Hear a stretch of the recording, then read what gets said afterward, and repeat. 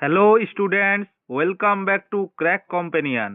आज हम इग्नू MEG 14 के सिलेबस की एक बहुत इम्पोर्टेंट शॉर्ट स्टोरी डिस्कस करने वाले हैं, बर्ड्स और परिंदे बाय निर्मल वर्मा। इस वीडियो में आपको कंप्लीट नोट्स प्लस एक्सप्लेनेशन दूंगा in very easy language, step by step, exam oriented, Hindi and English दोनों लैंग्वेज में। अगर आप इग्नू BA MA या कॉम्पिटिटिव एग्जाम्स के लिए प्रिपेयर कर रहे हैं तो ये वीडियो आपके लिए बहुत इम्पोर्टेंट है। चलिए शुरू करते हैं। Let's at first discuss about introduction. Birds और परिंदे is a landmark short story in Hindi literature, published in 1960. It is considered the first story of the Nayi Kahani new story movement. The story explores themes of alienation, loneliness, and the passage of time. It is set in a boarding school in a cold, misty hill station, Kumaon region, during the winter vacation. सबसे पहले हम story का introduction समझते हैं। Birds या परिंदे एक बहुत फेमस हिंदी शॉर्ट स्टोरी है। ये स्टोरी 1960 में पब्लिश हुई थी। इसे नई कहानी आंदोलन की पहली और लैंडमार्क स्टोरी माना जाता है। स्टोरी के मेन थीम्स है लोनलीनेस मतलब अकेलापन, एलियनेशन मतलब अलग थलग रहना, टाइम का गुजरना, पास्ट मेमोरीज का बोझ। इसका सेटिंग रखा गया है एक बोर्डिंग स्कूल, ठंडी misty hill station, Kumaon region, winter vacation का टाइम। इस ठंडी और खामोश सेटिंग का डायरेक्ट कनेक्शन कैरेक्टर्स के अंदर के अकेलापन से है। अब हम ऑथर के बारे में बात करते हैं। Nirmal Verma 1929 to 2005 was a giant of modern Hindi literature.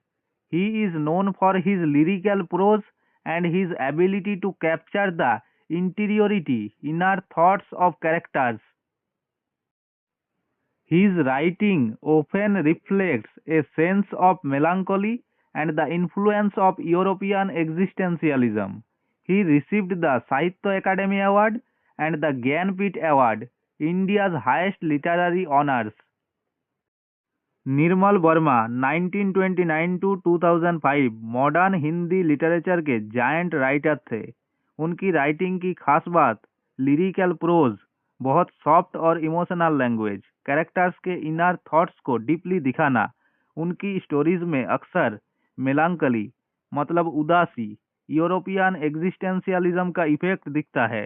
उन्हें मिले Sahitya Akademi award, Jnanpith award, India का हाईएस्ट लिटरेरी अवार्ड। बर्ड्स उनकी राइटिंग स्टाइल का परफेक्ट एग्जाम्पल है।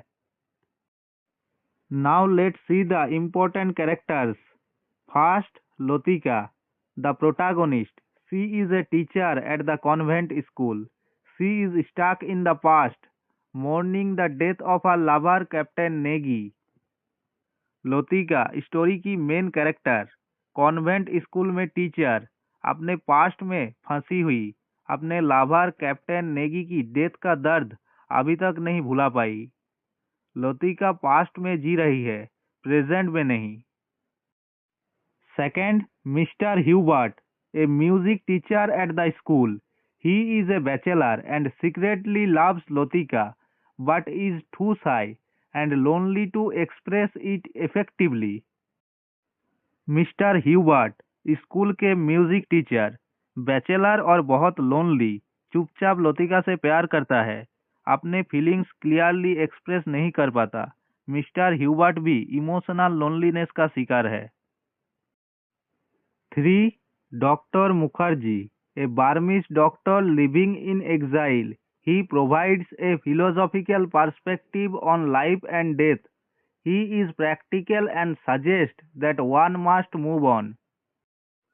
Doctor Mukherjee Burmese doctor exile में रह रहा है, लाइफ और डेथ को प्रैक्टिकल नज़र से देखता है, कहता है लाइफ को जैसे है वैसे एक्सेप्ट करना चाहिए। ये कैरेक्टर फिलोसॉफी और रियलिटी का वॉइस है। 4. Miss Wood, the head of the school.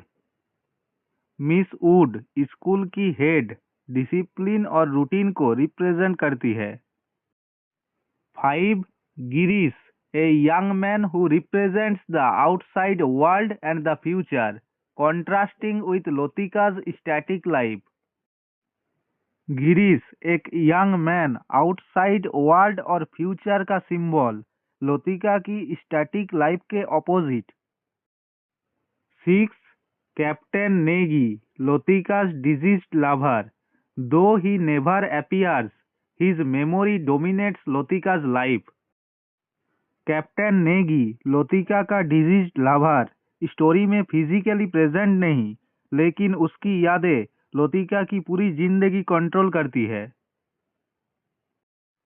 Now let's see the complete summary of the story. The story takes place as the school closes for winter break. Most students and staff leave, but a few remain behind. The setting, the cold, misty, and desolate atmosphere of the hills mirrors the internal loneliness of the characters. Winter break के time school बंद हो जाता है। ज्यादातर लोग चले जाते हैं, कुछ ही लोग पीछे रह जाता है। खाली स्कूल, खाली जिंदगी का symbol. लोतिका's grief. Lotika has been living in the same room for years. She keeps the memory of Captain Negi alive by refusing to change her routine. She feels like a bird that has been left behind while others have flown away. Lotika कई सालों से same room में रह रही है, अपनी routine change नहीं करती, कैप्टन नेगी की यादों को जिंदा रखती है। वो खुद को एक बर्ड जैसा फील करती है जो पीछे रह गया है, जबकि बाकी सब उड़ गए। The interaction. Doctor Mukherjee and mister Hubert are Lotika's only companions. Dr. Mukherjee often talks about the inevitability of death and the need to accept life as it is. Mr. Hubert, struggling with his own illness and loneliness, writes a letter to Lotika expressing his feelings, which she receives with a sense of detachment. Doctor Mukherjee and mister Hubert Lotika के अच्छे दोस्त हैं। Doctor Mukherjee life और death की बात करता है।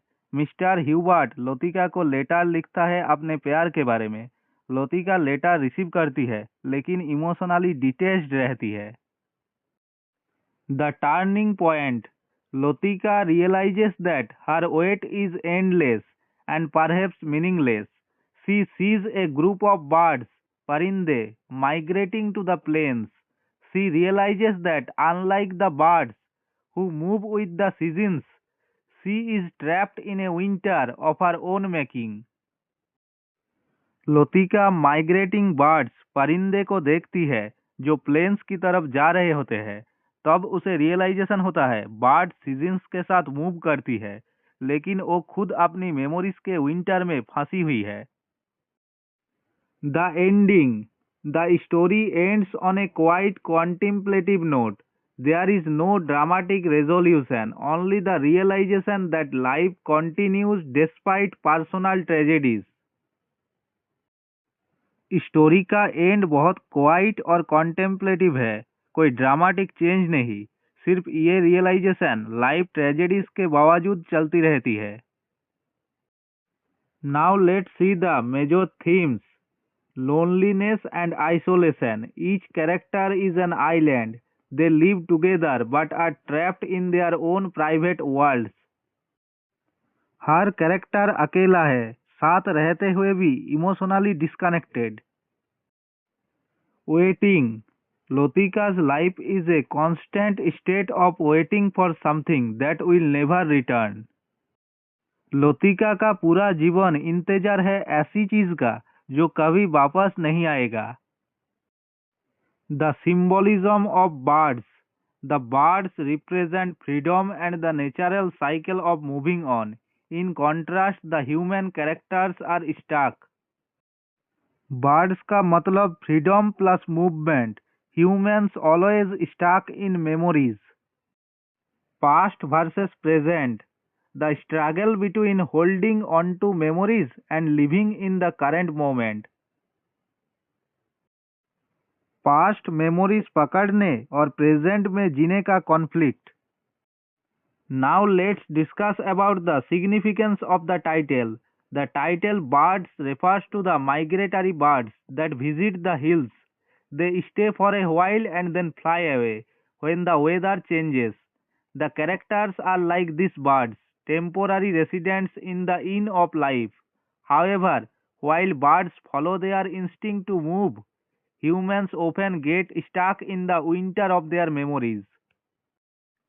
Birds migratory होते हैं, मौसम बदलने पर उड़ जाते हैं। ह्यूमंस भी लाइफ के इन में टेम्पोररी गेस्ट होते हैं। डिफरेंस ये है, बर्ड्स मूव ऑन कर जाते हैं, ह्यूमंस अक्सर मेमोरीज के विंटर में अटक जाते हैं। सो फ्रेंड्स, अगर आपको बर्ड्स बाय निर्मल वर्मा का ये डिटेल्ड एक्सप्लेनेशन यूजफुल लगा हो तो वीडियो को लाइक करें, चैनल क्रैक कॉम्पेनियन को सब्सक्राइब करें। नेक्स्ट वीडियो में हम इग्नू MEG 14 की नेक्स्ट इम्पोर्टेंट स्टोरी लेकर आएंगे। तब तक पढ़ते रहिए। Thank you so much for watching and all the best for your exam.